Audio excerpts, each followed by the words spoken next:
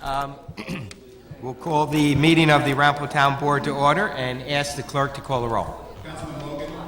Councilman Deputy Supervisor Withers. Councilman Hall. Here. Councilman Friedman. Right here. Deputy Commissioner Hunter. Here. Supervisor St. Lawrence. Here, I'd like to ask Deputy Supervisor Withers to lead us in the Pledge of Allegiance. I pledge allegiance to the flag of the United States of America and to the republic for which it stands, one nation, under God, indivisible, with justice for all.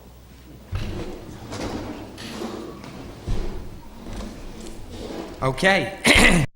Chief, Good morning. you're up. I'd like to hand out our statistics. We'll compare this July compared to July 12.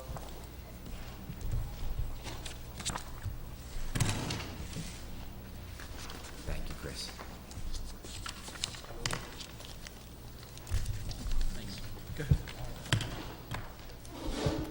Jump right down to the accidents.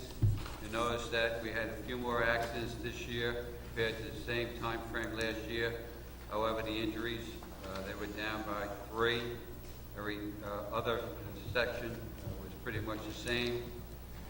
False alarms were considerably higher. We talked about that at our last session. The false alarm 911 calls, you can see it's really spiked up compared to this time last year. Community service reports are probably about 50 or 60 more this year than the same time last year. Going down to the crimes, burglaries are up a little bit, larcenies are down, assaults are up considerably, criminal mischief is up a little bit, robberies down. Go down to the uniform traffic tickets. We wrote about 30 or 40 less summonses for the month of July, 13 as compared to 12. School buses were up a little bit. Cell phone enforcement was up. And the other two areas are pretty much similar. If you have any questions on those issues. Just on the crimes, burglary is someone going into someone's house, robbery is on an individual. That's correct. Correct? So the robberies on the individuals is down considerably, from 5 to 1, but burglaries are up 9, from 9 to 15 for the same monthly Correct. period. And also, Chief, are you assigning someone? We talked about the false alarms, both fire and 911. Are we looking into, or? Yeah, I have a copy, yes, sir. I have a copy of the local law. We are looking into it. We'll probably have a recommendation at the next meeting to see how we can attack this. Perfect. Okay, and I'm sure there may be some questions. Any questions from anyone? Community events last month. The wedding in New Square, uneventful. Went to a Varum dinner. In fact, I believe they honored you, Mr. Supervisor. And then, as I mentioned the last session, I went to the village board, Fairmont. They had a complaint about speeding school buses.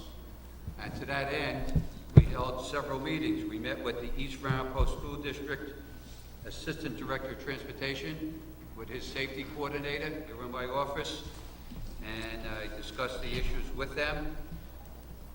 As a matter of fact, we will be part of their training session early September.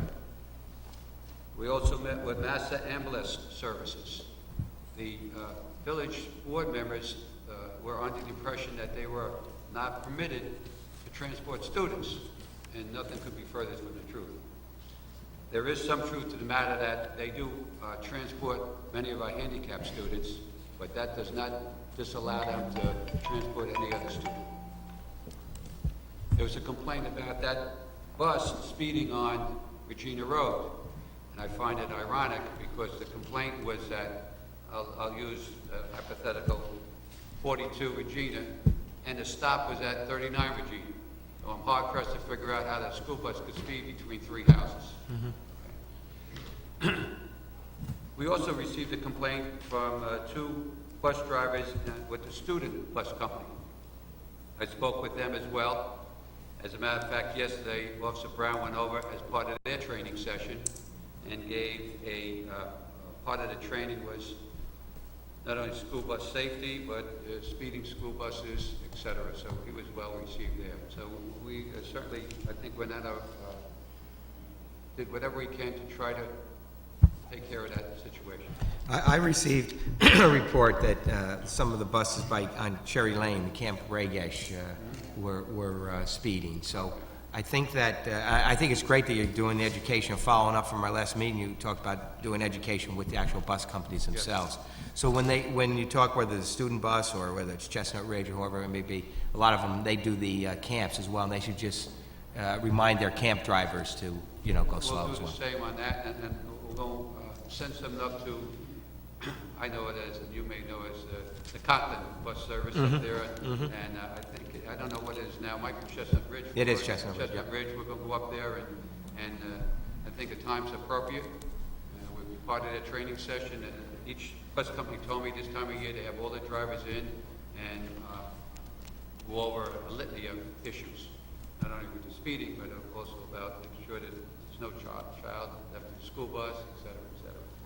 So we are certainly on the forefront of that, Mr. Supervisor.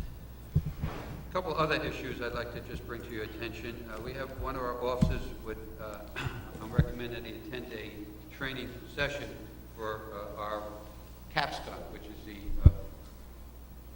pepper spray. The cost of that will be about $424, and that includes the cost of the course as well as the overnight stay. I'm recommending that Officer Anton attend that course, and he'll bring the information back. It's like a train-the-trainer situation. And then he'll train our officers. He will train our officers, that's correct. I don't know if we need a motion on that. To send him to the training? Yes, sir. Yeah, we should have Yeah, a, it's going to be overnight. The total cost, I understand, is $424.10. that's all in, chief, travel? all That's, in? that's. And the course? Course registration for $187, and the room is $237 for a couple of nights. All right, so we'll have our attorney, Steve Powers, will work on that, and Okay. we'll make a motion by Deputy Supervisor Withers, second by Councilman Friedman, to pay for Officer Anton to go off to do the training for $424. Moved? Thank you, sir. Seconded? All those in favor say aye. Opposed? Carries unanimously. Thank Okay, you. Chief? Thank you. I have another request for some additional training. I'd like to recommend Sergeant Lee. It's a 3-day training session. However, the first day is basically a welcome and an orientation. He feels that that will not be as productive as day 2 and day 3. The cost of this will be $324. The conference is no charge. However, there'll be a $162 per night fee for the hotel. Total is $324. As you know, this town board spent a lot of money on a new computer system, and we want to make sure that we're on the cutting edge. If there's any new software, et cetera, I think it'll be wise to send them up there. And maybe just as an aside, the computer system now has permeated the entire department. The officers are very conversant with it now, and they feel it's leap years beyond what New World was. So Fantastic. I think it was money well spent. Absolutely, and it brings all the information to one source and attaches it to each file, and it helps our detectives, it helps everybody in the department, I would imagine. And as you know, I'm not on the cutting edge with computer. I can do it fairly well. It's user-friendly. You can use the, as well, Chief? Yeah, it's as simple as this. Renee, and it works. For some reason, I don't even have to do anything other than that. It's a beautiful thing, a computer. That's fantastic. We'll have a motion. Deputy Supervisor Withers, second by Councilman Friedman. All those in favor say aye. Opposed? Carries unanimously. That's for the $324. Thank you very much. And lastly, as you recall, Mrs. Hunter made a recommendation about some radar equipment for our police vehicles. And as you probably are not aware of, but I just want to let you know, we ordered new vehicles, but they're not in yet. There's quite a delay on it. Captain Coakley has a little bit more information on it. Perhaps you'll update the board. Yes, some of the ones that do radar is I had to explain this something that budget. Some area budget wise that purchase is not there. Now I wasn't able to. I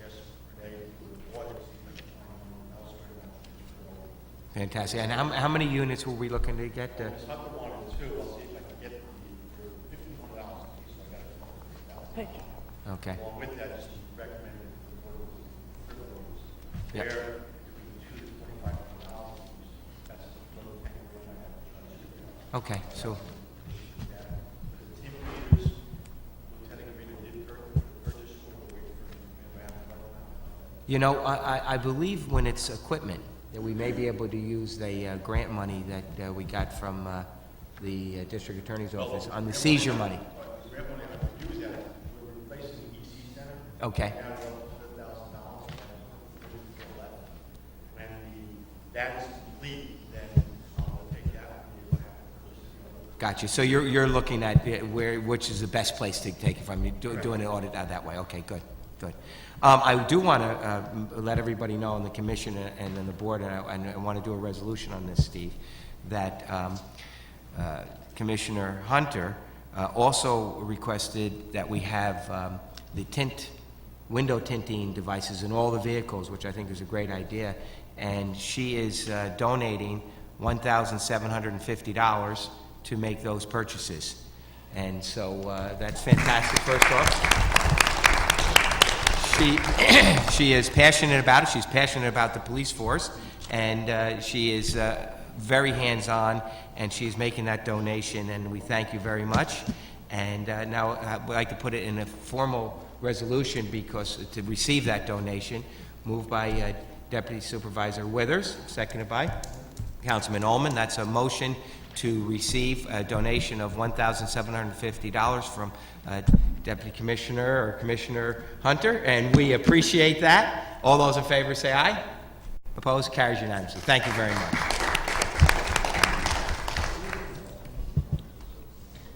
There's two other areas I'd like to touch on before I request some time with the board executive session. On August 13th, we had our compliance check for underage drinking and serving in the different retail establishments. We went to 20 locations in town, and all were compliant. So that's a good. That's fantastic. Okay. And then, Mr. Supervisor, we have. And that means, I think that's about the last few years that people have been compliant. So all the efforts that were put on to rescuing our youth and all the work done by the police department on that outreach has paid off. And then lastly, Mr. Supervisor, we have a detective assigned over to the district attorney's office. We have funding for that. I don't remember who handles that. I don't know if it's finance handles that. You do? Finance handles that? Okay, so then maybe after the meeting I'll get with that. And, the DA, as a byproduct of that, the DA is very happy with his performance. It's Detective Whalen, and he's doing a great job over there, and I think it enhances our relationship with the DA's office. Other than that, Mr. Supervisor, I do have some issues I would like to discuss with the board, executive session, if you have some time. Well, one of we will go into executive session. We'll ask anybody from the public if they want to speak. And also, Chief, we had talked, you were going to do some research into where we could go with a K-9 and what are our options and... Yes, as a matter of fact, I'm glad you mentioned that. It's a little early, but I'd like to do a lot of research, make sure we get the proper canine. As you may remember, we have 2 or 3 sources for canines, not only locally, but we can get one from out of the country. I don't know if he needs a passport. So At least a visa. But now we received, we could call the state police and see if they'll welcome us. At one time, we were there. In fact, our first canine came from there. But the second time, they closed it out to just state police officers. Then we went to Orange County Sheriff's Department. So I would certainly appreciate the board's concern, and with your approval, I'd like to go forward with that and see if we can get that canine. Yes, would you do that, and will you give us an update at our next meeting? I will, sir. Great. Okay, is there anybody in the public that wants to address the police commission? Come right up.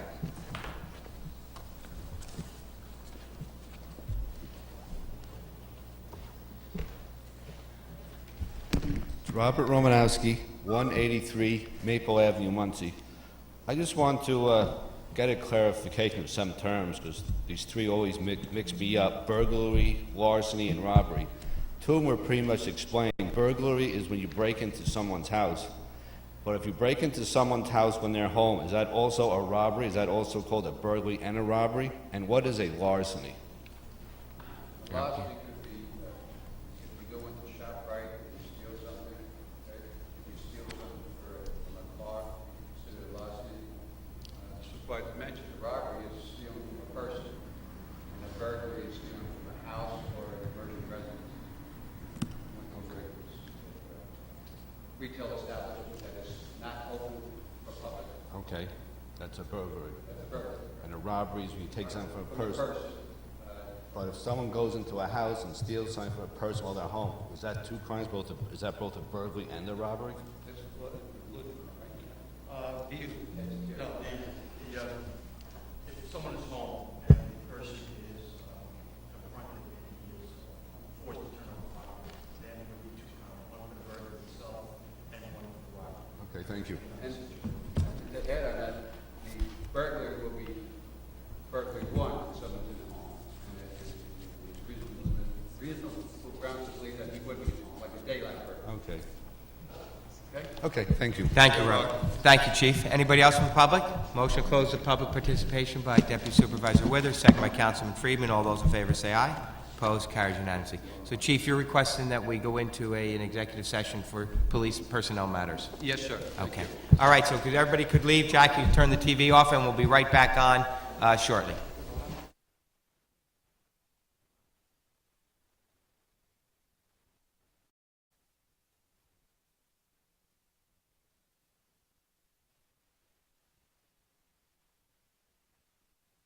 Withers, seconded by Councilman Freeman.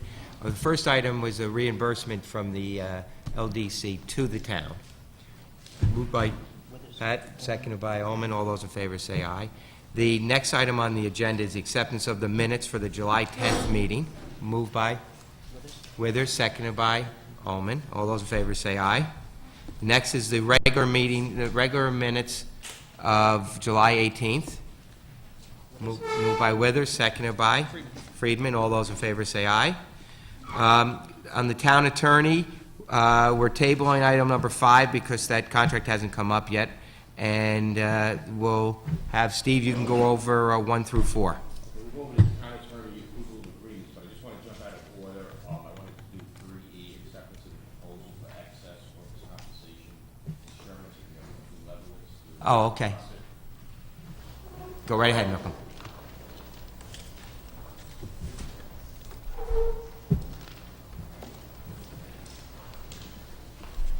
Good morning. Basically, this year was a very challenging year for the workers' compensation, just because our loss experience has changed adversely.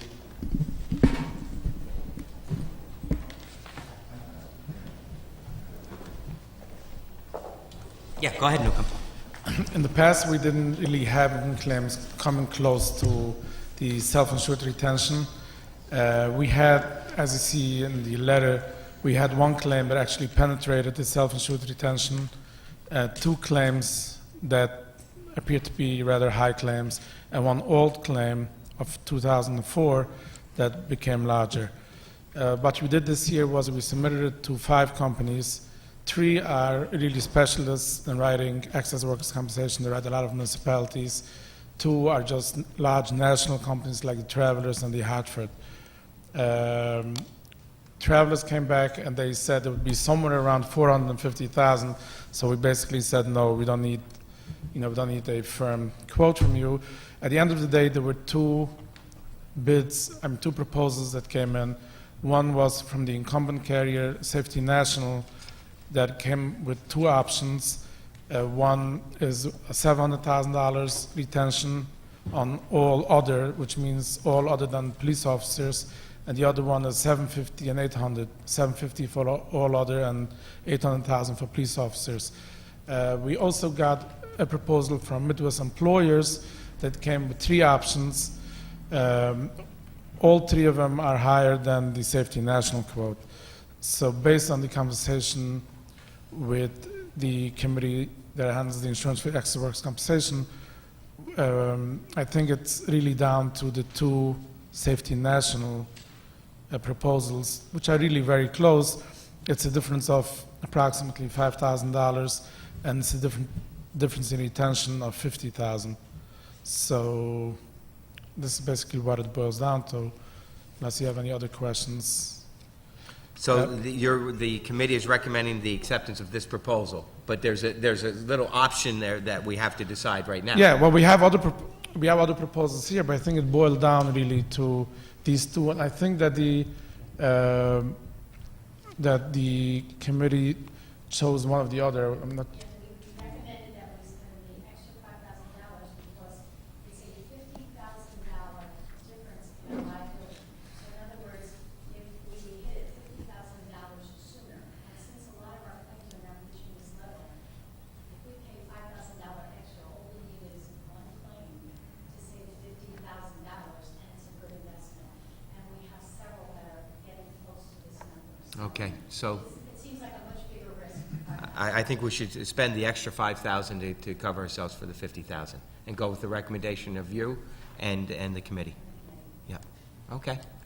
Thank you very much. Thank you very much. Any other questions? Nope, okay. Okay, moved by? Moved by Councilman Friedman, seconded by Deputy Supervisor Withers. All those in favor say aye. Opposed, carries unanimously. You know, we also, thank you, Nookum, and thank you for waiting, being patient for wait. We also have Mr. Duffy here, and he's been patient as well. So why don't we go right to 3A3? And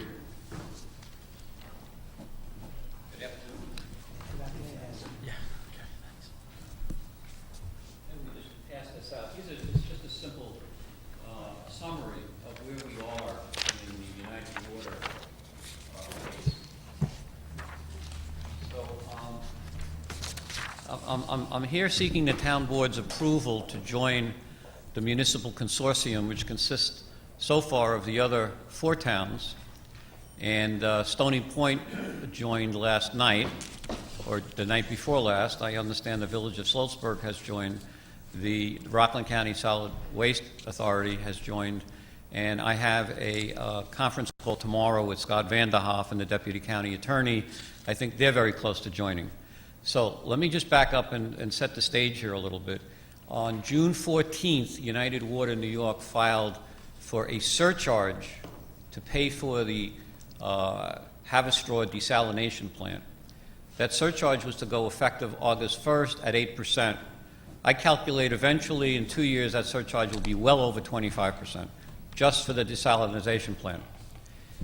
July 2nd, United Water came in and filed for a general rate increase of 28.9%. So now we have 28.9% to become effective June 1st of next year, plus the surcharge, which will increase every 6 months, reaching at least 25%. So we're facing 25%, 28%. We're looking at over 50% in the next 2 years of water rate increases.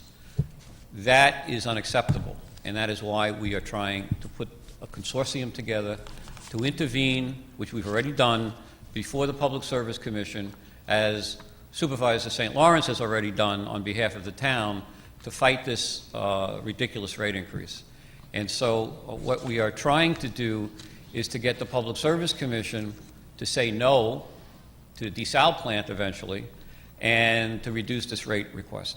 Now, as far as the desalination plant is concerned, the Commission on July 19th issued an order to United Water requiring them within 30 days, so that brings us to August 28th, to file a report justifying the need for the desal plant. This is fairly unusual because this project has been underway since 2007, to my knowledge.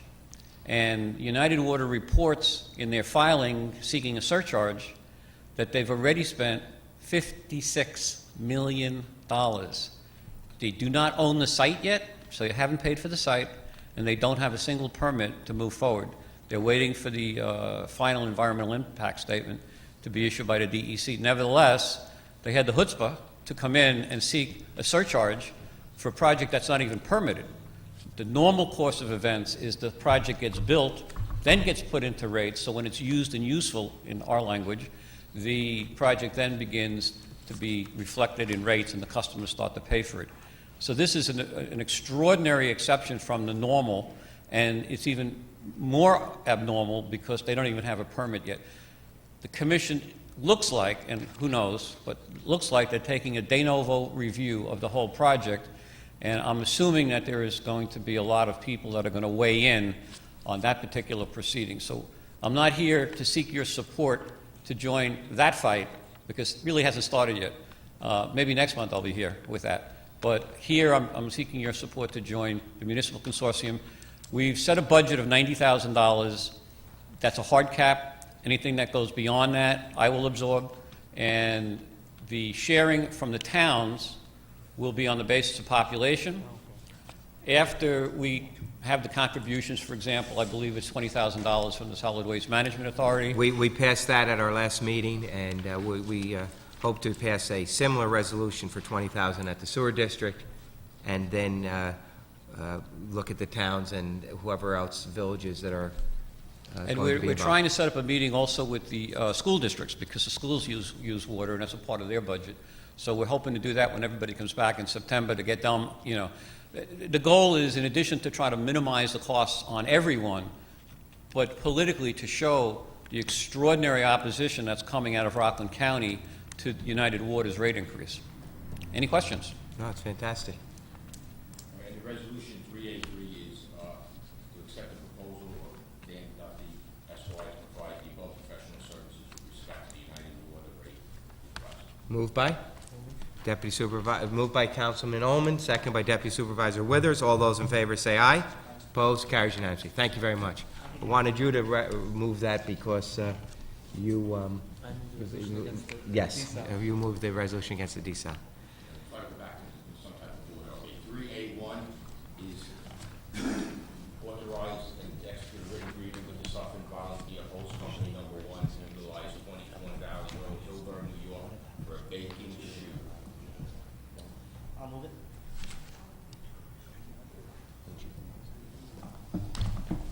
Moved by Deputy Supervisor Withers, seconded by? They can shoot, not me. Friedman. Moved by Councilman Friedman. All those in favor say aye. Opposed? Carries unanimously. All right, next item on the agenda is 3A2. It's an agreement with Anthony Musto to serve as golf professional at Spruce Rock Golf Course. It's to extend the use agreement. What does our golf committee say? They're happy with Tony. He's Dan is. Dan's happy to. There's a letter who's enclosed.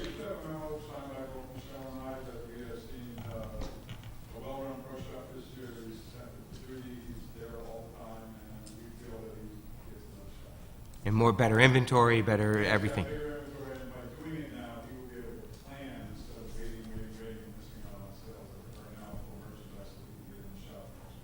Did he indicate though, like he was supposed to come forward with his PGA license? Is he still working on that?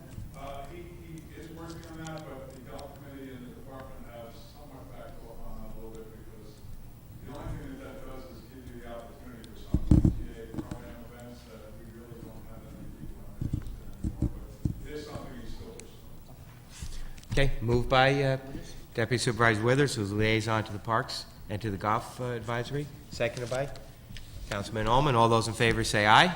Opposed? Carries unanimously. Thank you. 384, and that's to execute an agreement with IQ M2 Inc. for meeting our management software. Moved by Councilman Ullman.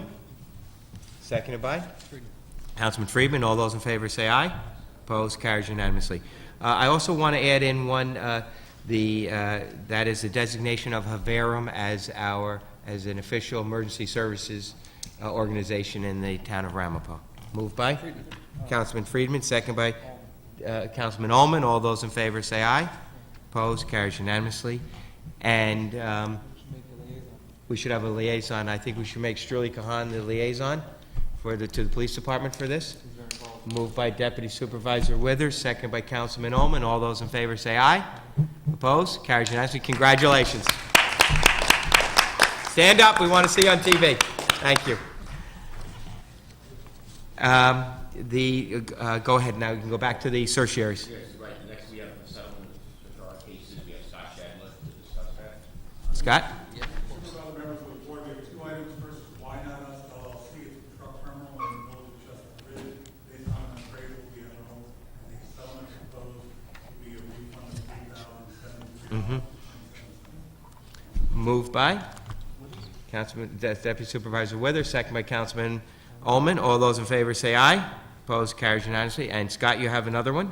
The next one is Stonegate Homes, condominium 9, based on an appraisal, settlement that we reached indicates the total town refund $13,239. Moved by Deputy Supervisor Withers, second by Councilman Friedman. All those in favor say aye. Opposed, carries unanimously. Next item we have is a settlement of a claim, Gene Dennis, this was an automobile accident, and the town's contribution to the settlement is going to be $16,000. Okay. Not recommending settlement. Moved by Deputy Supervisor Withers, second by Councilman Friedman. All those in favor say aye. Opposed, carries unanimously. The next one, we just had a discussion on this. We're looking for some engineering backup on that, on the Pioneer Ave, and so that will bring us up. Would you do that? You just appointed yourself. We'll appoint you to work, Nat has been working with the point person with the finance, and you can, and Ted with the site, and you could be working the legal side with Nat, okay? All right. All right, Nat, what do we have on finance? Okay, we have 4A1 is the receipt of joint terrorism task force funds of $1,432.52. Give it to Anton. Moved by Councilman Ullman, second by Councilman Friedman. All those in favor say aye. Opposed, carries unanimously. 4A2 is the receipt of funds of DWI patrol, $8,455.49. Moved by Deputy Supervisor Withers, second by Councilman Friedman. All those in favor say aye. Opposed, carries unanimously.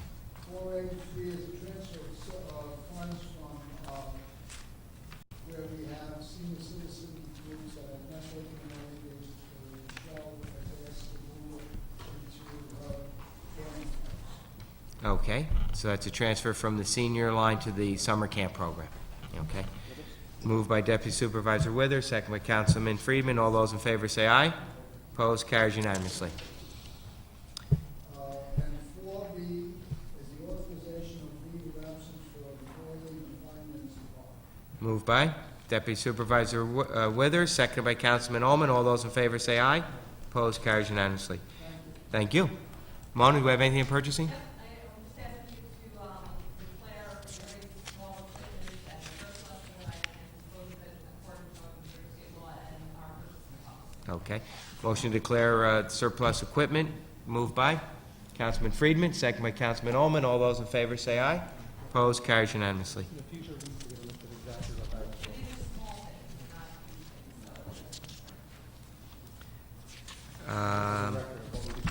We do that offline.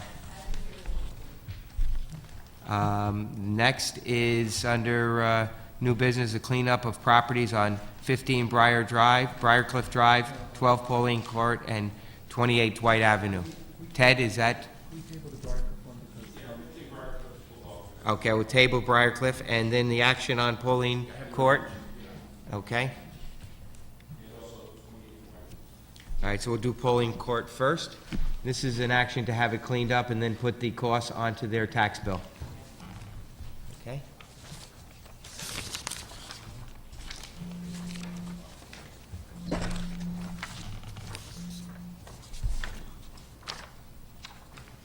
Okay, motion on Pauline Court. Moved by Deputy Supervisor Withers, seconded by? On Pauline Court? Councilman Friedman. All those in favor say aye. Opposed, carries unanimously. And then on 3 Dwight, the same is to go in, 28 Dwight, is to go in to ameliorate the situation and put it onto their the cost onto their tax bill. Moved by? Deputy Supervisor Withers, seconded by? Councilman Ullman. All those in favor say aye. Opposed, carries unanimously. And then we have approval for undertaking permit, traffic preemption system. Undertaking permit, so they, It's an undertaking permit. okay. It's with the state of New York. I have that here, it's a 7B. Basically, as you know, the town right now is setting up a preemption system on traffic lights. On the Opticom, yep. Emergency vehicles to proceed through the traffic lights, and because we're going on state highways and or their right of ways, they would ask us to enter into an agreement with them. We're going to do our application for an undertaking permit. So we run all of our applications through them, they get to review them that way, okay. And that's what Mike, that's what you want, Mike? Yep, okay. Okay, good. Moved by Deputy Supervisor Withers, seconded by Councilman Ullman. All those in favor say aye. Opposed, carries unanimously. I think that's all of our business. Did you have any other new business items?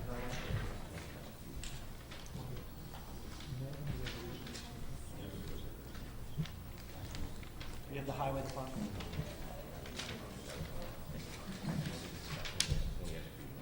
Supervisor, I have two other small items, if you don't mind. Yeah.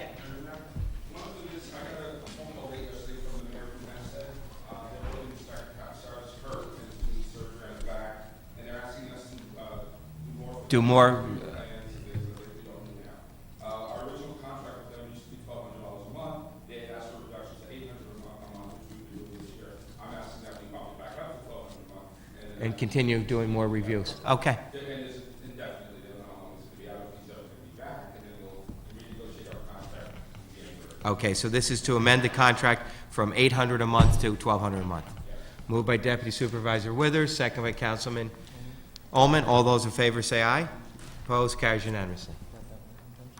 Yeah. One last thing is, Yeah. if you remember, Meadows East new development that's happening there by Augusta Avenue, came in with a recommendation for a name called Fontaine Road, which you rejected as not making any sense. They've given you, 3 more names to take a look at, and,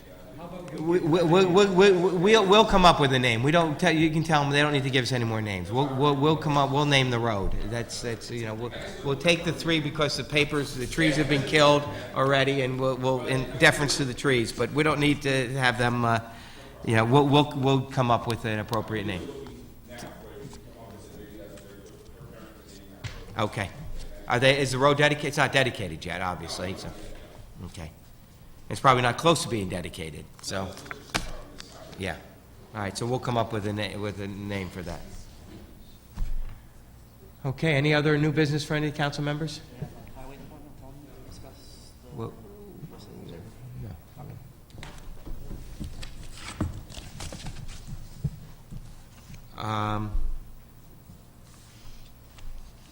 And when we adjourn today's meeting, we want to adjourn it in memory of Bernard Charles. He was a councilman here in the town of Ramapo in 1966. He was sworn in January 1st, 66, and he's then served from 1970 to 1973. And it goes back to the time when my father was on the board and when my father was in the assembly as well. As a matter of fact, you had a story you wanted to relay, Chris, about...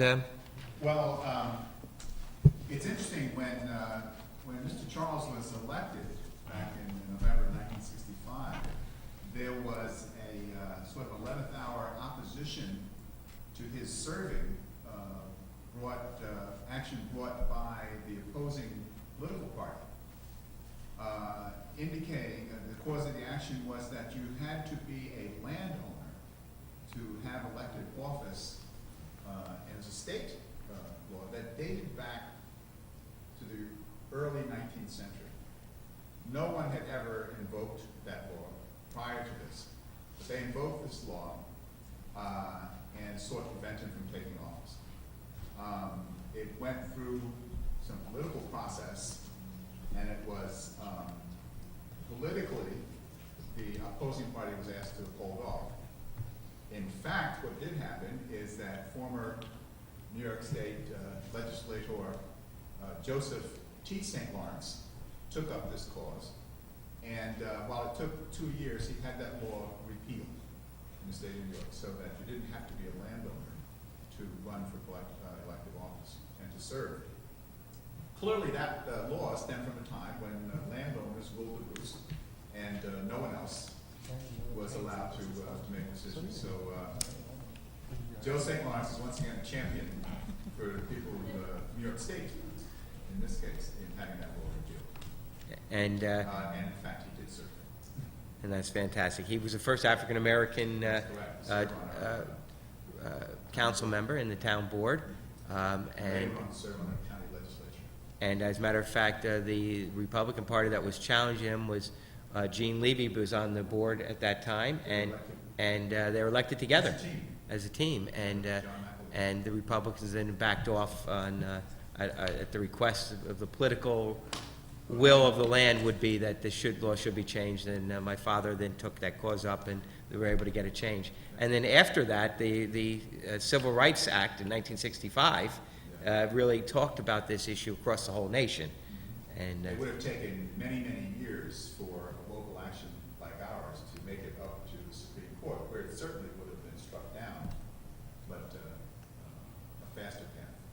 It's was taken fantastic. for New York State. So we will send a letter to his family, which includes Councilwoman Brendel Logan, who's married to Bernard Charles' son, and saying, thanking him and letting him know that we're closing today's meeting in his honor and for all the service. He went on, after spending time here in the town board, he went on and became a county legislator here in Rockland County as well. I believe you opened up the charter for the NAACP in Spring Valley. He He's a may founding have. member, yes. He was one of the founding members for the NAACP.